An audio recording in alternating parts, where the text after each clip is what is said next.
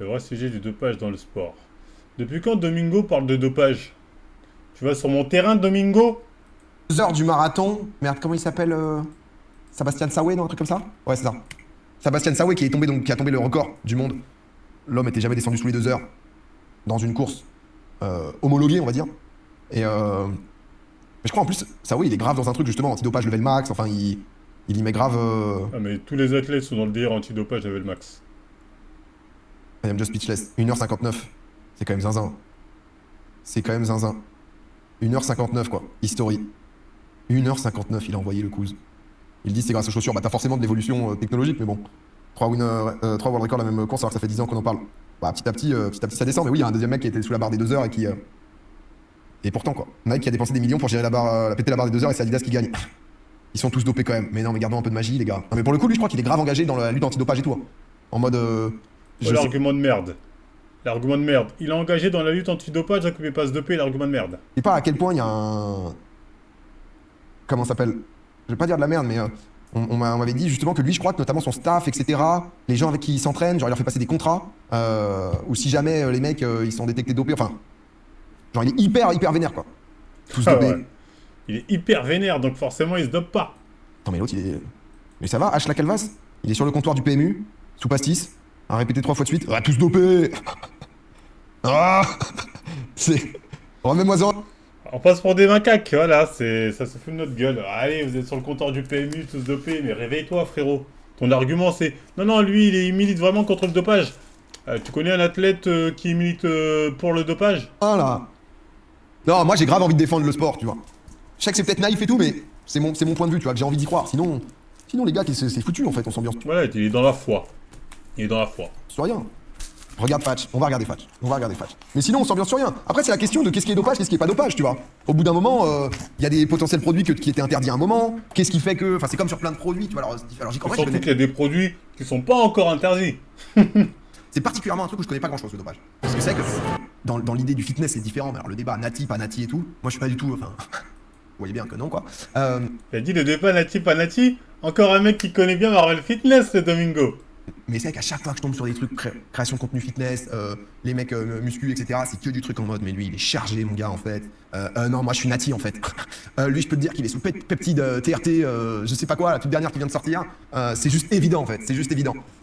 On va mater. Oh, il a pas tort, les bodybuilders c'est évident. Vu Icar, ouais j'avais vu Icar, bien sûr. Bien sûr. PA sous tramadol, tu sais que je suis à moitié allergique au tramadol, à chaque fois j'ai fait des évanouissements, laisse tomber. La dernière fois que j'ai pris du tramadol, je me suis retrouvé évanoui à poil sur mes chiottes, avec les yeux qui convulsent, ma femme elle était pas au top. Il est marié, mais Domingo Nenens Game, il demande d'être contrôlé depuis longtemps pour être safe. Bah ouais, tous les mecs ils demandent de ouf, ils sont contrôlés 2-3 fois. Mais on regarde la vidéo de Fatch. Fatch, si vous connaissez pas, excellent youtubeur, qui fait peu de vidéos. Mais attention, la fabrique des records impossibles, je pense que c'est celle-là, donc ça date d'il y a 2 mois. Mais Fatch, vraiment, je vous mets son lien, attends, je vous mets carrément la vidéo, n'hésitez pas à la lancer en même temps à côté. On est sur quelqu'un de qualité. Hein. Je connais pas. Voilà. Je ne connais pas ce Fatch. Tu peux te choisir de te voler la face, mais par rapport, j'accepte qu'ils sont tous dopés dans le sport au niveau, je prends tout de même du plaisir en regardant du sport. En fait, c'est à nouveau, pour moi, s'ils sont entre guillemets dopés sur des trucs où ils sont tous sur le même seuil, mais en vrai, j'ai aucune idée. Là, je dis un truc qui est peut-être full merde. Tu vois, la créatine maintenant, c'est vachement validé, etc. Bah, savoir le tout début de la créatine, on dit que c'était du dopage, etc. Ça permet de mieux récupérer sur les muscles, ça permet peut-être de pousser plus fort, ça permet peut-être de. J'en sais rien, tu vois. Mais du coup, c'est tout ce truc. Je sais pas si la créatine avait déjà été considérée comme produit dopant. Peut-être, hein, mais je suis pas sûr. Du coup, mais ma connaissance et culture en termes de dopage, etc. est naze. Juste, j'ai un peu choisi d'être naïf, de me dire aussi, bon, vas-y, en fait, j'ai envie de pouvoir vibrer avec le sport, et sinon, c'est foutu, quoi. On regarde Fatch. Ah, mais même s'ils sont dopés, tu peux vibrer, même dopé. On regarde Fatch, déjà on like, on dit pas à lancer la. J'ai applaudi. On apprend. Puis j'ai regardé les réactions. Et en fait, tout le monde avait applaudi. Ok, pourquoi? Elle va le Déjà, tomber. 1h416, c'est 12 secondes derrière son propre record du semi-marathon, accessoirement l'ancien record du monde. Et en revenant un petit peu en arrière sur la course, le chrono avait déjà annoncé un improbable 30 minutes 14 au 10 km, soit 15 secondes plus rapide que son propre record sur la distance. Qu'est-ce qui s'est passé? Mais surtout, 1h4 minutes et 16 secondes, c'est un temps projeté de 2h, 8 minutes et 32 secondes. Et à première vue, Il a raison, la première question, c'est comment son propre record. Qu'est-ce qu'il a fait pour battre son propre record? Qu'est-ce qui s'est passé? je dis que ça paraît assez fou déjà, mais je suis encore loin de comprendre ce que ça représente Ah réellement. non, c'est son RP sur Semi qui disait. Car Oui, 2 heures, c'est le tir en marathon, ce est chargée d'enquêter. Elle s'appelle l'Athletics Integrity Unit. L'AIU, c'est la plus grande machine de contrôle de l'histoire, et c'est elle qui va mener la traque. Oh, Bon, pas en pour que track. vous compreniez bien, on a la WADA, l'Agence mondiale antidopage, qui dicte chaque année un code antidopage. Puis on a ensuite des institutions chargées de le faire respecter. Les deux plus grosses sont l'International Testing Agency et donc l'AIU. Et les organisations sportives peuvent décider de faire appel à l'une ou l'autre pour tester les plus grands athlètes du monde. L'ITA est la plus grosse, 44 000 échantillons collectés en 2024 sur plus de 1000 événements Oh, de sport putain, confondus. c'est pas du Et passe de l'AIU ouf. est la plus redoutable. Elle est dédiée à l'athlétisme et ses méthodes sont tirées de la police judiciaire. Priorité au renseignement et contrôle ciblé hors compétition. Ok. Là où se cache le vrai dopage.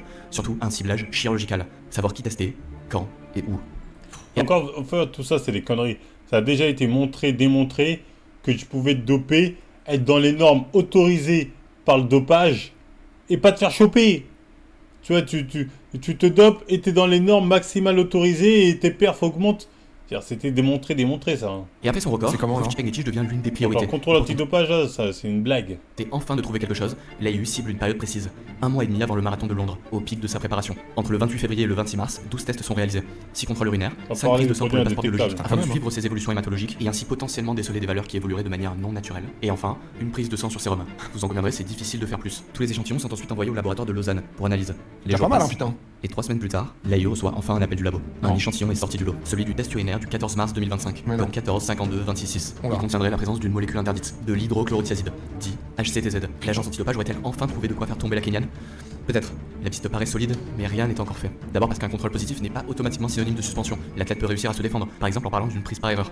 Et puis, parce que Ouais. l'hydrochlorothiazide n'est pas un dopant classique. Ah. C'est un diurétique. Et un diurétique, ça n'augmente ni l'endurance, ni la puissance. En fait, ça procure tout simplement aucun effet direct sur les performances. Par contre, Mais- c'est devenu indispensable dans bon nombre de protocoles de dopage. Pour une utilité claire, brouiller les tests et masquer les autres produits. Ah. Les anabolisants qui font grossir le muscle, les hormones qui augmentent la production de globules rouges, Ah, ça, les c'est- stimulants qui repoussent la fatigue, et les modulateurs qui améliorent la Sinner, respiration. c'était ça? À ce stade de ma recherche, je sais même plus si je dois être impressionné par les perfs, par l'ingénierie chimique derrière les meilleurs dopés. Mais bref, C'est vrai que. Non, mais on le dit pas encore assez, mais. Ça bosse, hein. Ah, chez les dopeurs. Non, mais c'est. Ah, ça embauche, hein. Ah, non, non, ça c'est vrai que. Là, les mecs, c'est du 24-24, hein. C'est. Ruff a été attrapé avec l'agent masquant. Rien à La dire, question, hein. c'est qu'est-ce qu'elle cachait. Lausanne annonce 3800 nanogrammes par millilitre. C'est 190 fois le seuil Ça toléré. m'a l'air beaucoup, Un hein. expert est alors mandaté pour réanalyser l'échantillon. Et sa conclusion est nette. Le contrôle a été réalisé 8 à 10 heures après la prise. Après 48 heures, tout aurait disparu. En clair, l'AIU a frappé au bon moment. Puis le 16 avril, Ah ouais. un représentant se rend à Ngong. Ok. Non, mais déjà, c'est rassurant, tu vois, le niveau de à quel point les mecs sont traqués, etc. Tu vois, c'est quand même. Ça rigole pas, quoi. Mais c'est vrai que ça doit être une escalade permanente en fonction de la montée, justement, des C'est rassurant, c'est une blague. de dopage. Les mecs en face, là, ils prennent des produits masquants, ou en gros, ils savent qu'ils peuvent se faire toper dans certains moments, mais que sinon, sous 12 heures, tout va disparaître, etc. Bien, C'est pour annoncer zinzin, la quoi, le sanction niveau. provisoire, Rufus Chepngetich est prise de court, incapable d'expliquer cette substance. 3 jours plus tard, elle Ouais. accepte la suspension provisoire et se retire du marathon de Londres, expliquant, je cite, ne pas être dans les bonnes conditions mentales ou physiques pour courir à son meilleur niveau. Mais 3 mois plus tard, l'AIU communique et révèle la véritable raison de son absence. Rufus Chepngetich est suspendu 2 ans. Victoire. Sûrement le plus gros poisson attrapé par l'AIU dans son histoire. Mais l'institution Ah ouais. a faim. Alors elle pousse l'enquête et émet une demande officielle pour inspecter, extraire, copier et télécharger dans les appareils électroniques de l'athlète. Et là, jackpot. Un message envoyé par un autre athlète quelques mois avant son record du monde, accompagné d'une photo de 2 flacons de testostérone. Oh, bah, Et ce texte, il m'a demandé de te demander comment ça fonctionne. Oh bah l'autre, il crame tout un réseau. T'as acheté ça sur Amazon? T'as le lien encore ou pas? Ah non mais ça c'est ton entourage border ça tu vois. Ça c'est les gens, elle l'a pas clean l'entourage. T'en as un peu pour moi ou pas s'il te plaît? Et c'est un énorme coup, car ce message et quelques autres trouvés dans des discussions l'autre, WhatsApp permettent de localiser l'enquête Tu te dopes? Moi oui. Avec ce produit. page intentionnelle, ce qui est Oh, d'habitude vraiment. extrêmement difficile à démontrer. Et là, ce n'est plus 2 ans de suspension, c'est Ouais, potentiellement c'est 4 ans. prend À perpète, 31 hein. ans, c'est presque une fin de carrière anticipée. Ça Et vient puis, près du ferme, c'est hein. presque l'assurance d'être radié du milieu. C'est perdre son loisir, son travail. Ah oui, après, sa c'est mal sponsor, regardé, son hein. groupe d'entraînement, son coach, son statut social. Et puis, surtout, son gagne-pain, son unique chance de sortir de la misère. Car quand un athlète tombe au dopage, il perd tout. bah Alors oui. Rufus Chepngetich tente un ultime baroud d'honneur. Déjà explique que ces messages auraient été transférés par erreur, envoyés sans qu'elle les demande, Lol. ou mal interprétés. Après j'ai vraiment l'impression que c'est pas trop son truc les explications quoi. C'est-à-dire on l'a senti déjà en après-course. Tu sens que. Non c'est. Elle c'était pas forcément une carrière dans le théâtre quoi. C'est vraiment. Là dès le Le début. diurétique intégré lui aurait été donné par sa femme de ménage, Ah après ouais. avoir eu des symptômes type sueur froide, faiblesse. La femme de ménage. C'est tachycardie. Mais la dynamique du dossier a déjà changé. Ah ouais. Forcément, l'AIU n'y croit pas. 20 jours plus tard, comme l'autorise le règlement, la Kenya Champion de marathon 8 ans après, leur tu sais, t'es en carrière. mode bon. Puis le Kenya qui a encore vu un scandale relié à son nom. Et l'athlétisme qui voit sa beauté entachée. Puis là nous, naïfs que nous sommes, qui avons cru au miracle. Et enfin, il y a Rufus Chepngetich, forcément accompagné lors de son dopage, mais pourtant lâché de toutes parts lors de sa chute. Mais vous pourriez tenter de vous dire, après tout ça, que le système fonctionne, que les tricheurs sont traqués puis démasqués et enfin sanctionnés, que l'on a là la plus grande machine dire de que non. contrôle de l'histoire du sport, et que les gentils finissent toujours par battre les méchants. Ah, non. On aime tous croire à ces belles histoires. Mais comme vous en doutez, Il n'y a pas mieux que Montel qui en parle. Il dit le dopage c'est un système, ça fait partie du système. Donc, de temps en temps, il y en a qui tombent, et il y en a ils se font jamais choper, voilà. Qui a la liste? Moi j'ai pas la liste, envoyez-moi la liste. la réalité est loin d'être aussi idyllique. Pire même, et c'est là que ça en devient inquiétant. La suspension de Rufus Chepngetich est en fait un bel arbre qui cache une forêt beaucoup plus sombre et dans laquelle personne ne veut réellement mettre les pieds. Regardez les chiffres. En fait, l'ITA contrôle 1100 compétitions par an, avec 30 millions de budget. UAE, la plus grosse équipe cycliste au monde, c'est 60 millions d'euros. Le budget d'un seul athlète comme Pogacar, 8 millions d'euros. Les agents de contrôle ne sont pas incompétents, ils ne sont simplement pas la priorité. Car en réalité, le système a un seul objectif, sécuriser une économie de la confiance. Pas supprimer le dopage, simplement l'invisibiliser. Et la lutte ne devient importante que si la confiance du public est trop érodée. Que si l'abus du dopage a éclaté au grand jour. Que si un rouage du système a soudain décidé de briser la loi du silence. Armstrong, c'est son ancien coéquipier Floyd Landis qui balance. La Russie, c'est l'ancien directeur du labo antidopage Grigori. Vous voyez? C'est même les mecs quand ils se font choper, c'est parce que quelqu'un les balance, c'est que ça va faire la une des journaux, ils ont pas le choix. Rodchenkov qui balance. Du coup, on arrête tout là, non? Du coup, ouais, on met tendance game et on est juste en mode allez-y, on lâche les chevaux et foutu pour foutu. Ils vont tous crever dans 3 ans, mais. Les labos recherchent des produits que les athlètes ne prennent plus, et les athlètes prennent des substances que les labos ne recherchent pas. Le rôle du système antidopage n'est plus vraiment d'éradiquer la triche, mais de maintenir un équilibre. Façon d'avoir d'autres. Moi, ça me fait plaisir sa vidéo parce que il dit ce que je dis depuis que j'ai commencé YouTube quand j'avais fait ma première vidéo sur les JO et les compétitions sportives. Hein. C'est ce que je démontrais depuis 2018. Hein. C'est dire, c'est dopé, mec! Médaille d'argent olympique, 3 fois champion du monde. Et soudainement, la digue morale va céder, et le premier domino d'une longue série va alors tomber. I don't know if you saw this yarn a couple of days ago. So there's some like billionaire, what was his name? Peter Thiel, who wanted to do like the fucking steroid Olympics. Did you hear about that? Yep, I'm across it. Here's one for the enhanced games. I'm a couple of years in retirement and I've sort of kept myself in reasonable shape. They've said they've got $1 billion person backing them. If they put up $1 million for the 50 freestyle world record, I'll come on board as their first athlete. I'll juice to the gills and I'll break it within 6 months. Ah, mais Il était déjà chargé. Hein. putain, mais. Bon, on est foutus, les gars, on est foutus. Protocole de dopage. Mais sachez juste que c'est bourrin. En quelques semaines, il prend 15 kilos pour atteindre 115 kilos. Le gain de force est délirant. C'est beau en plus. Regardez, on dirait presque un bodybuilder. Non, en vrai, c'est. Moi, souvent, je me dis, c'est ce qui me manque. Bon, après, là, la différence avec Just Games, c'est que les mecs, en fait, là, vu qu'ils ont pas à se cacher, ils peuvent envoyer. Hein. Tu sais, parce que quand t'es dans le truc légal, on va dire, t'envoies, mais tu dis, il faut doser, faut pas que ça se voit. Là, ils en ont plus rien à foutre. Un Just Games, c'est envoie, frérot, c'est bon. On peut y aller à fond. Ces petites nageoires dorsales, là. Ouais, son gars, waouh. Tu vois, c'est vraiment. Parce que parfois, je me dis, je respire par devant, mais ça ferait quoi si je respire par derrière? C'est quoi? Seulement voilà, dans l'eau c'est une autre affaire. Magnussen est trop lourd, s'enfonce, et augmente la résistance liquide que doit affronter son corps à chaque coup de bras, et échoue à une demi-seconde du record de César Cielo. Mais au final, peu importe, car la digue morale a déjà lâché, et entre temps le deuxième domino était déjà tombé. Celui-là s'appelle Christian Golomif. Vous le connaissez peut-être, il est arrivé 300ème derrière Florent Manodou à Paris, l'un des sprinters les plus rapides au monde. Quand il voit Magnussen tenter sa chance, on peut parler du million de dollars, l'équivalent pour lui de 10 carrières normales, il quitte tout pour suivre le protocole d'humain amélioré. Son essai est programmé plusieurs mois Les après. mecs qui se disent, je vais être enfin mid, t'es au JO et tout, donc t'es monstrueux. Mid moins. Dopé, il a pas battu le record. Après, il s'est préparé seulement en 6 mois. Il a fait une prépa de 6 mois. Toute ma vie, les mecs isolines, hein. Celui de Magnussen, ça fait seulement quelques semaines que le protocole a commencé. Moins bourrin, et fait de microdoses. Mais l'occasion est trop belle. L'autre, ils lui ont chargé la gueule, c'est fou quand même. Ils se sont pas rendus compte, hein. Ils se sont retrouvés à bouffer 4 kilos d'entrecôte par midi. Ils se sont pas dit, c'est peut-être un peu trop, Magnussen, là. Là. Pour ne pas tenter sa chance.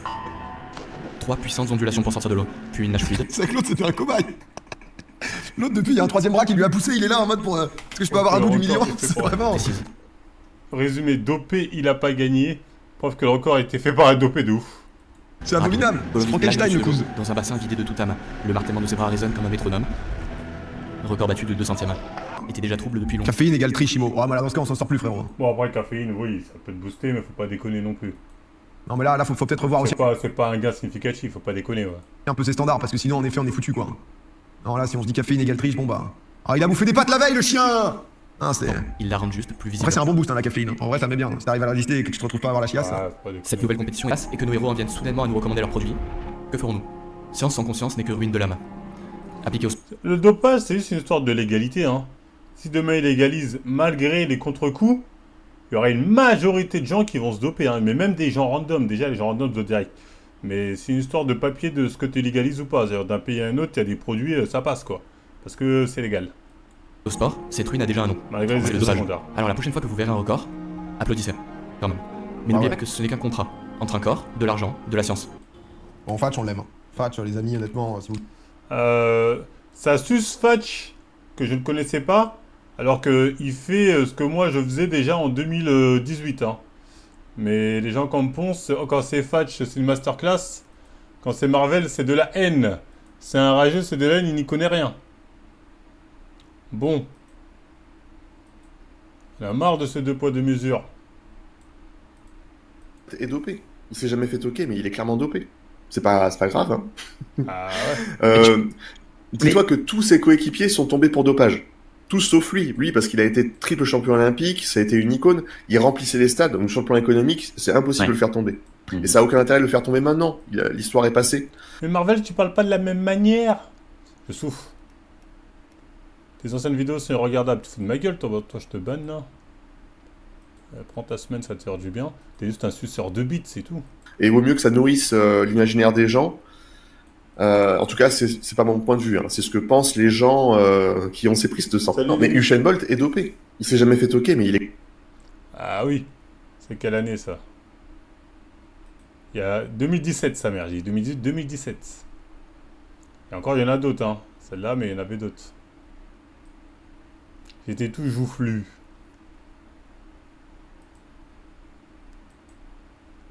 Mais bon. Il faut quoi là? Soral parle de... Il faut des mecs comme lui pour les croire sur le dopage. Je vous pose la question si vous connaissez les Unannounced Games, donc ce sont l'organisation des jeux améliorés, donc ce sont les disciplines olympiques réalisées avec le dopage selon la volonté de l'athlète de s'injecter tel ou tel produit, qui aura lieu à Las Vegas en mai 2026. C'était Manchester, je crois. Technique donc et chimique sera open bar. Quel avenir pour le sport avec de tels événements selon vous? Eh ben, je suis désolé de le dire, mais j'ai écrit des textes là-dessus il y a déjà longtemps en disant que la légalisation du dopage était une fatalité logique dans le sport. D'ailleurs, aujourd'hui, c'est que simplement, le dopage est quelque chose de non reconnu et qui existe partout. Bah, ça rejoint ce que disait le mec là d'avant, hein. En gros que on va vers la légalisation parce que de toute façon, évidemment, ce sera trop gros pour le cacher. Et ce qui produit en fait une inégalité entre les nations super dopées et qui ont les moyens de se protéger des contrôles. Les Américains ont toujours été les plus dopés en athlétisme. Hein. Oh bah, ça rejoint exactement ce que dit l'autre. Hein. On le sait très bien, mais c'était les moins sanctionnés parce qu'ils régnaient au-dessus des fédérations. Et d'ailleurs, après, ils ont montré du doigt les Russes, qui utilisent des molécules identiques mais avec d'autres intitulés. Et ils ont marginalisé les Russes au du dopage, alors que, enfin, je veux dire, tous les athlètes russes depuis 40, je parle pas des Anglais aussi, ils sont tous dopés. Alors le problème, c'est que le principe du sport, c'est le progrès de la performance. C'est le principe, c'est qu'on ne peut pas faire venir les gens dans un stade si la performance ne progresse pas. Et à un moment donné, j'avais écrit des textes là-dessus, quand on démarre d'un sport amateur à la Coubertin où un type, pour pouvoir performer, s'entraîne 3 fois par semaine après son boulot, on va dire 9 heures par semaine. Il a donc 9 heures par semaine à consacrer à faire monter son niveau. À un moment donné, avec la professionnalisation, l'argent, etc., tu as un type qui continue à progresser parce qu'il passe de 9 heures à 15 heures, 20 heures. Et à un moment donné, le type, il s'entraîne à plein temps. Quand il s'entraîne à plein temps, à un moment donné, il y a quand même une saturation du progrès de la performance, parce qu'on ne peut pas s'entraîner plus que 24 heures par jour, de cette manière. Et là, qu'est-ce qui fait qu'on continue à faire monter la performance? C'est tout ce dont on ne nous parle pas. Alors évidemment, les techniques d'entraînement qui progressent, les matériaux qui progressent, comme les chaussures pour les coureurs, etc., mais aussi le dopage. Et la question du dopage est une question assez subtile, parce que qu'est-ce qui est le dopage et qu'est-ce qui ne l'est pas? Est-ce que, par exemple, soigner son alimentation, prendre un nutritionniste, comprendre qu'il y a des... faut pas tout win-pin. Hein. Prendre un nutritionniste, c'est pas du dopage, ça c'est de l'optimisation. À quelle heure il faut manger, à quelle heure il faut faire caca, qui est l'optimisation de la gestion du corps, et déjà, quelque part, il n'y a pas de frontière avec le dopage. Non, rien à voir, il dit de la merde, rien à voir. Dopage, c'est-à-dire qu'il y a des produits qui... Dopage, ça joue sur tes hormones. Ça joue vraiment sur la base qui va te fixer ta limite naturelle que tu vas pouvoir dépasser. Tu vois ce que je veux dire? Dopage, c'est de la chimie. C'est la chimie qui va rentrer dans ton corps qui va faire la diff. Tu vois ce que je veux dire? C'est le synthétique. Ils sont déclarés interdits. Chers auditeurs, alainsoral.com a le plaisir de compter Contre Culture parmi ses partenaires. On met avec des livres, nous offrirons... Dans quelques années, ce produit-là sera déclaré dopage et que le type, finalement, est-ce qu'il avait été dopé ou pas? Dans le cyclisme, on se pose la question, si on revient sur toute l'histoire du cyclisme est une histoire de dopage, parce que le cyclisme a commencé dans le dopage avec le dopage des chevaux de course. Je connais tous ces sujets-là, je les ai étudiés. Donc il y a toujours du dopage dans le cyclisme. Et à un moment donné, qu'est-ce que fait? Comme le disait Jalabert, qui était très honnête, on ne fait pas le Tour de France en ne buvant que de l'eau. C'est impossible. 23 étapes avec des étapes de montagne où on se tape 4 cols dans la journée sur 170 km à une moyenne de 37. Je sais pas si vous avez déjà fait du vélo, mais sur le plat, déjà faire 37 de moyenne sur 80 km, il faut déjà être super balèze. Voilà. Donc voilà, il est fatal qu'à un moment donné, le dopage soit intégré au sport pour la progression continue de la performance et donc du spectacle. Parce qu'à un moment donné, si on a, par exemple, on a un Usain Bolt qui est un sprinter incroyable, qui court en 9,52, je sais pas, ou 56, on s'en fout, et c'est très difficile de battre ce record-là. Si on veut battre ce record-là pour que les gens se disent quand même, on va voir plus que du Usain Bolt, parce que sinon ça veut dire qu'on revoit une performance qui est en dessous de ce qui a été fait il y a 10 ou 15 ans. Parce que en fait, pour le divertissement, je vois ce qu'il veut dire. Pour le divertissement, effectivement, au bout d'un moment, ils vont devoir changer les normes. Mais ils vont pas autoriser le dopage, c'est simple. Si avant ils vont dire, sur 10, à partir de 4, t'étais dopé, là tout ce qu'ils vont faire c'est, on va dire maintenant à partir de 6. Du coup on va vous autoriser à vous doper un peu plus, tant que vous êtes en dessous de 6 c'est bien. Record d'une seule botte battu. Voilà comment ça se passe. T'as même pas besoin de dire on autorise le dopage. T'as juste à changer tes normes d'exigence. C'est-à-dire t'as pas besoin de dire c'est bon on autorise le dopage, non? le temps passe vite. À un moment, on se dit, bon, ben voilà, il faut absolument péter ce plafond des 9,50 au 100 mètres. Et ben, il n'y a pas 36 Change solutions. la c'est le liste des dopage, produits hein, parce conseillés. qu'à un Ouais, moment tu donné, changes la il y a liste. une Ou bien barrière tu, le physiologique, produit, au final, quand ça même, passe. voilà, qui est une vraie barrière. Et à un moment donné, qu'est-ce que c'est que le problème du dopage? C'est le problème d'égalité dans le dopage. Parce que ce qui est dégueulasse dans le dopage, c'est que ceux qui sont dopés sont avantagés par ceux qui ne le sont pas. On disait dans le cyclisme, les gens qui s'y connaissent comme moi disaient que Charlie Mottet était un type à qui on avait volé une très belle carrière de cycliste parce que lui ne se dopait pas. Il prenait de la caféine et de la vitamine C. Ah ouais, mais après, lui, quand c'est des Français, il aime bien dire les Français se dopent pas, mais tout le monde se dope. Mais couilles. Et il a quand même gagné des courses importantes, comme le Grand Prix des Nations, etc. Et tout le monde savait qu'au milieu d'autres couleurs qui étaient chaudières à mort, c'est-à-dire qui étaient chargées comme des mules, Là, même à c'est l'insu de leur contre plein gré, de merde. Charlie Mottet, lui, Il y a des joueurs qui sont fait choper parce qu'ils ont utilisé des brûleurs de graisse, c'est te dire le niveau de la liste de contrôle de merde. Frérot, si c'est du clenbuterol, voilà, hein, j'ai envie de te dire. se dopait pas parce qu'il voulait pas, il aimait pas ça. Ça lui Après, faisait- les footballeurs, de toute façon, à chaque fois qu'ils se font choper, ils ont une excuse. Non, c'est parce que j'ai pris des protéines. Non, c'est parce que j'ai mangé un poulet. Le poulet, il y avait du clenbu dans le poulet. Ouais, mais parce que ça. Donc t'écoutes leurs excuses, frérot, moi je souffre. peur pour son avenir, parce qu'on sait que les dopés souvent meurent à 50 ans. Hein. Fignon est mort très jeune, Antania est mort très jeune, Anctil est mort très jeune, Poulidor est mort vieux. Je crois qu'il est mort, oui, maintenant. Voilà, donc le problème, c'est l'égalité dans le dopage. Et le problème, c'est que le dopage, comment dirais-je, clandestin, c'est comme l'avortement clandestin. C'est que ça pousse les types à le faire en cachette, en maîtrisant pas bien et à faire n'importe quoi. Et on savait très bien que la grande supériorité, par exemple, de Armstrong en cyclisme, c'est que c'était du dopage à l'américaine, très très bien organisé, et que ça n'avait rien à voir avec le mec qui se shoot en douce en ayant acheté des produits. Ah, c'est Mamadou Sakho qui s'est fait condamner et au final il s'est fait blanchir derrière. J'ai envie de te dire, moi je te parle de la liste, pas que tu as des produits plus dopants qu'il soit. Il s'est fait blanchir, ah mais frérot, je dirais. T'as pas regardé ce qu'on vient d'écouter? On vient de te dire que se faire blanchir, c'est pas dur. Surtout quand t'as des bons avocats, se faire blanchir, c'est pas dur. À quelqu'un Les d'un peu millionnaires. bizarre, etc. Et donc, ce qu'il faut promouvoir à un moment donné, pour le progrès de la science et le progrès du sport, c'est le dopage égalitaire, même pour tous, et effectivement, non pas combattu à moitié selon les fédérations qui sont plus ou moins protégées. Tout le monde sait très bien qu'au moment de la rivalité de Ben Johnson et de Carl Lewis, Ben Johnson en a pris plein la gueule, surtout parce qu'il était canadien, d'une fédération bien moins puissante qu'avait C'est-à-dire, t'as pas et fait qui mettait exprès, minable les Américains. Mais il n'était pas moins dopé que les Américains et pas moins dopé que les Linford Christie et les Anglais. C'est simple, vous pouvez voir si un sprinter est dopé, vous regardez ses bras. Comparez les bras de notre champion, le maître, le blanc le plus rapide du monde. Il a Même dans le foot, vous vous souvenez de Gareth Bale en 2014, Real qui a fait gagner, c'est juste combien de kilos de muscle entre deux saisons, c'est des abusé. bras assez fins, et puis regardez les bras des sprinteurs anglais de l'époque comme Linford Christie, qui atteignaient leur meilleure performance après 35 ans, ce qui n'est pas normal, et qui avaient des bras, parce que c'est ce que c'est que les stéroïdes et tout ça, des énormes bras comme ça, avec des énormes veines là comme ça, c'est des mecs qui étaient chargés comme des mules. Hein. Après, je sais pas dans quel état de santé ils sont aujourd'hui. Rappelons-nous que John Alomou, le 3 carré de 110 kg qui courait le 100 mètres en moins de 11 secondes, il a fini en fauteuil roulant et il est mort à 45 ans. Hein. Donc le problème, Ouais, mais tous les rugbyman sont dedans. c'est plutôt ça, c'est légaliser le dopage et l'encadrer de manière égalitaire et scientifique de manière à continuer le progrès. Et c'est aussi le progrès de la médecine, parce que d'une certaine manière, il faut pas oublier que les sportifs sont des cobayes pour voir en fait les produits qui permettent d'améliorer la performance, la résistance. C'est intéressant pour l'armée, c'est intéressant dans des tas de domaines. Je sais aujourd'hui par exemple qu'il y a un record en apnée d'apnée sous oxygène. Et en prenant de l'oxygène pur, tu as des types qui arrivent à tenir plus de 20 minutes en apnée. Je crois même que c'est 28 minutes. Donc c'est intéressant d'une certaine manière de faire un record de l'apnée sous oxygène, parce que c'est intéressant même d'un point de vue militaire et même d'un point de vue... C'est les cobayes, je pense que pour les les- sportifs, quand ils utilisent un produit, ils sont déjà sûrs que le produit fonctionne. Ils vont pas prendre le risque de prendre un produit qui n'a pas la part plongeurs, de savoir qu'avec un système Oh non, mais il me fait croire que les Français... oh non, mais idéal. d'inhalation d'oxygène pur, un type peut rester sous l'eau presque 30 minutes. Ce qui peut être intéressant pour des travaux sous-marins, pour je sais pas quoi, pour faire des films, pour s'intéresser aux poissons, j'en sais rien. Et moi, je pense qu'il est fatal que le dopage soit totalement intégré au sport, parce que le dopage fait partie du progrès technique, du progrès humain, et que on est dans une logique où il faut que ça progresse. Voilà. Et à un moment donné, pour que ça continue à progresser, sachant qu'on est dans le sport En professionnel gros, il est un peu dans l'aérogénisme. de haut niveau depuis déjà des décennies En et des fait, le décennies, problème du dopage, il y en a deux, c'est déjà bon. Dans le sport en soi, ok, mais c'est surtout les contre-coups. S'il n'y a pas de contre-coup en soi, ça peut être considéré comme un produit pharmaceutique basique. Mais quand il y a des contre-coups qui peuvent être terribles, c'est le problème. et que donc on arrive à un plafonnement fatal à un moment donné de la performance, et ben à un moment donné, pour que ça continue à monter, il faut intégrer le dopage. Alors le mec qui a créé ça se fait cracher la gueule, c'est un juif d'ailleurs. Au début ça va pas marcher, mais c'est le sens de l'histoire. Les juifs sont les spécialistes des marchés émergents. Si ça se trouve, dans 20 ans, la question ne se posera plus. Voilà, le dopage sera totalement intégré, et il y aura même sur les maillots des mecs, la pharmacopée, vous savez, les sponsors, les labos pharmaceutiques qui les dopent, puisque à la limite c'est la logique. Aujourd'hui tous les cyclistes portent des maillots qui sont plus des maillots nationaux, mais des maillots de marque. À la fin, vous aurez des mecs qui courent le 100 mètres en essayant de passer la barrière des 9 secondes au 100 mètres. Il y a eu aussi des randonneurs et des handicapés qui couraient plus vite que les autres avec des lames, parce qu'on s'est rendu compte finalement si tu voulais courir plus vite, faut te couper les deux jambes au genou et te mettre des lames. Et d'un seul coup, tu bats les valides. C'était le danger, c'est pour ça qu'on a un peu arrêté de déconner avec ça, parce qu'on s'est rendu compte que si on acceptait que les handicapés courent avec les valides, on pouvait imaginer qu'un type se fasse couper les deux jambes pour pouvoir être champion du monde avec les sponsors que ça représente. Tous ces paradoxes-là sont sur la table.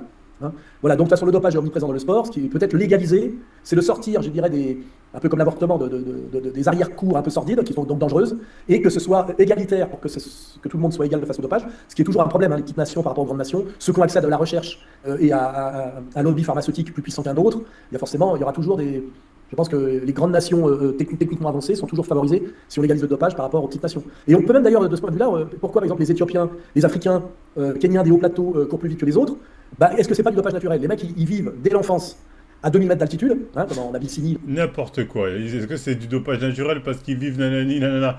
Ils sont peut-être, oui, dans des conditions qui font que c'est plus facile pour eux. Là-bas. Et en plus, ça ils ont du des dopage naturel, ça devient ils pèsent 40 n'importe kilos. quoi. Quand tu pèses 40 kilos et que tu as passé toute ta vie à plus de 2000 mètres d'altitude, tu es obligé de te battre sur des courses de fond.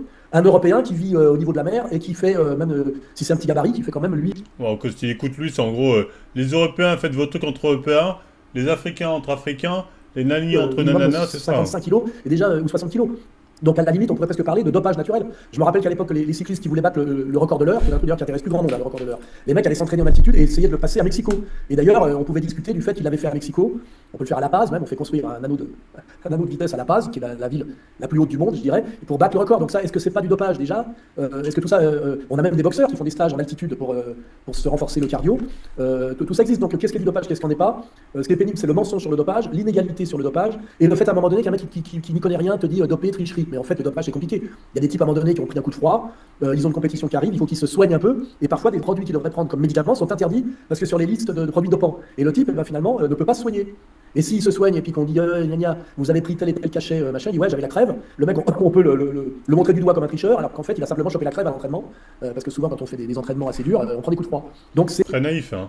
un sujet qui mérite qu'on maîtrise le sujet et qu'on se pose la question, en fait, de manière un peu honnête et rationnelle. Et je vous dis, le dopage a vocation à être totalement intégré à la performance sportive, parce que sans le dopage, on se limite dans la progression. Et en plus, le sportif étant aussi un cobaye, c'est très bon pour la recherche médicale, si c'est bien encadré, effectivement, de se servir des sportifs comme cobaye pour l'amélioration de la performance. Et je vous dis, moi, ça m'intéresse. C'est une négresse qui vient de dire. Servez-vous des sportifs comme cobaye, c'est très bon.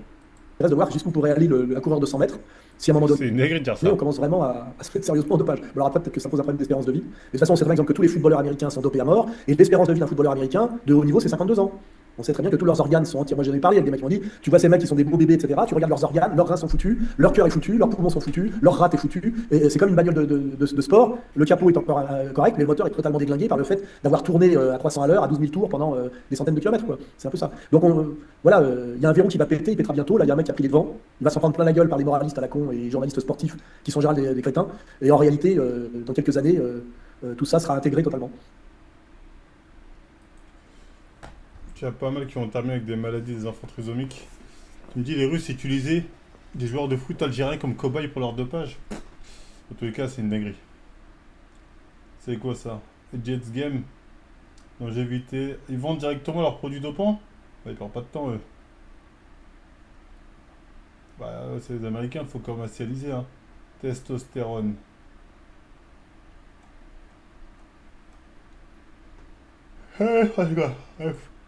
Vous voulez faire les cobayes, hein, comme il a dit, faites vos cobayes. Les coureurs mangent en quantité, des tonnes de nourriture, jusqu'à 10 000 calories. 10 000 calories par jour? 5 fois plus que la normale.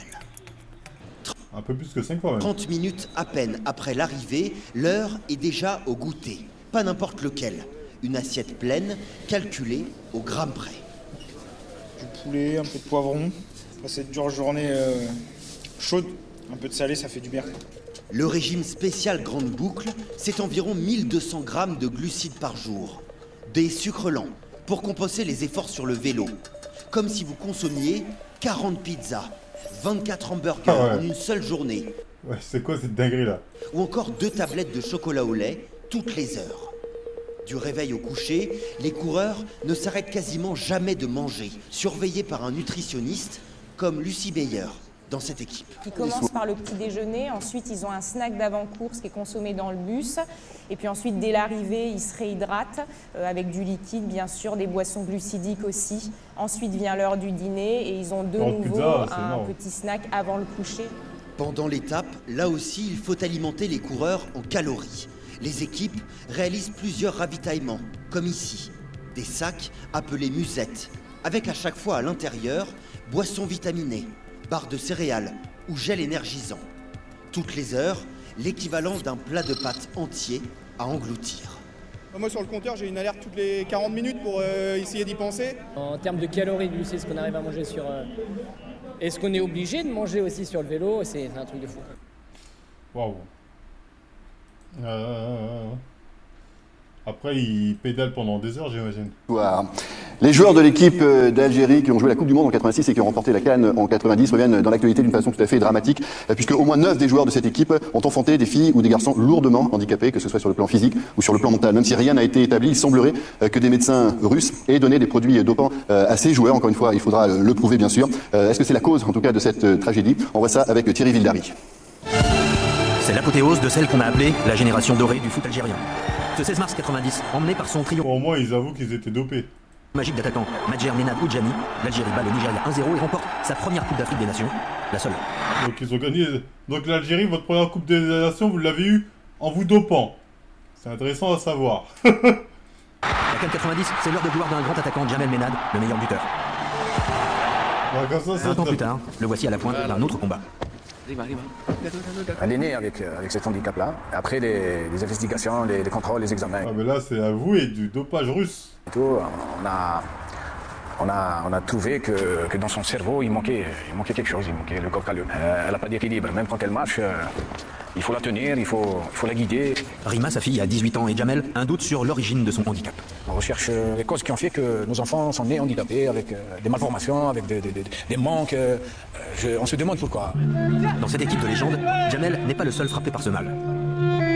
Ancien milieu de terrain, Kassi Saïd, le père de Madina, handicapé elle aussi, a été le premier à tracer une relation entre sa carrière sportive et le handicap de son enfant. Le premier cas, c'était moi, c'était ma fille Madina qui est née handicapée. Moi, je me suis dit, bon, c'est le bon Dieu qui m'a donné ça, et ben, j'assume. Puis, au fur et à mesure, on découvre, chaque jour on découvre. Mohamed Chaïb, chargé d'alimenter les attaquants en bons ballons. Lui a eu 3 filles, toutes handicapées, une décédée. En tout, il compte 9 anciens internationaux de foot touchés par le même syndrome. On s'est posé plusieurs fois la question, est-ce que notre carrière sportive est qui est la cause de qui est l'handicap de nos enfants? Et cette défaite contre le Brésil et une Coupe du Monde ratée en 86 serait-elle à l'origine du mal? Peu après, un entraîneur soviétique et son staff sont nommés à la tête de la sélection algérienne pour relancer la génération dorée. On avait dans notre staff médical des Russes, un certain Sacha Tabarchouk. Je me rappelle qu'il nous donnait à chaque repas des pilules jaunes. C'est comme des cubes de sucre, des fois carrés, avec des couleurs, des fois jaunes, des fois rouges. Je me disais que c'était du magnésium ou je sais pas quoi, des vitamines. Une réponse dans l'Oural, 1500 km à l'est de Moscou, à Tcheliabinsk. Alexander Tabarchouk, jovial et accueillant, se souvient précisément de ses prescriptions. Monsieur Sacha, me disaient les joueurs, donnez-moi vite des vitamines. Sans vitamines, je suis très fatigué. Donnez-moi ces vitamines pour que tout se passe bien au match. J'ai donné 2 ou 3 sortes de vitamines différentes. L'Alvitil, pendant 1 mois, ce sont des vitamines françaises. Elles sont toujours populaires ici en Russie. J'ai aussi utilisé, je m'en souviens, des vitamines suisses, Suprazine et d'autres. Fameuse vitamine, les gars. Toutes ces vitamines ont été achetées par la fédération algérienne d'après ma commande, et c'est moi qui les ai distribuées aux sportifs. Mais le professeur Tabarchouk, il faut le croire sur parole, les dossiers médicaux ont disparu, et à l'époque, les médecins algériens étaient tenus à l'écart. Il ne faut pas dire qu'à l'époque, on leur donnait des produits dopants. Ça c'est normal, c'est légitime. Mais nous, on est convaincus que c'était autre chose. Elle avait des pieds-beaux. Elle avait des pieds-beaux, des véritables pieds-beaux. Moi, j'ai dit que c'est pas possible. J'ai jamais vu ça. Pour moi, c'était un monstre. Moi, si on me donne la Coupe du Monde et là, la santé de ma fille, je choisirais la santé de ma fille. Il n'y a pas photo. Donc, si on en parlait, c'est qu'on souffre. Pour Djamel, Mohamed et Kassi, le problème touche aussi d'autres disciplines. Il compte pour l'instant 19 anciens sportifs, des athlètes, judokas, handballeurs des années 80. Un temps, disent-ils, où les médecins russes pullulaient dans le sport algérien.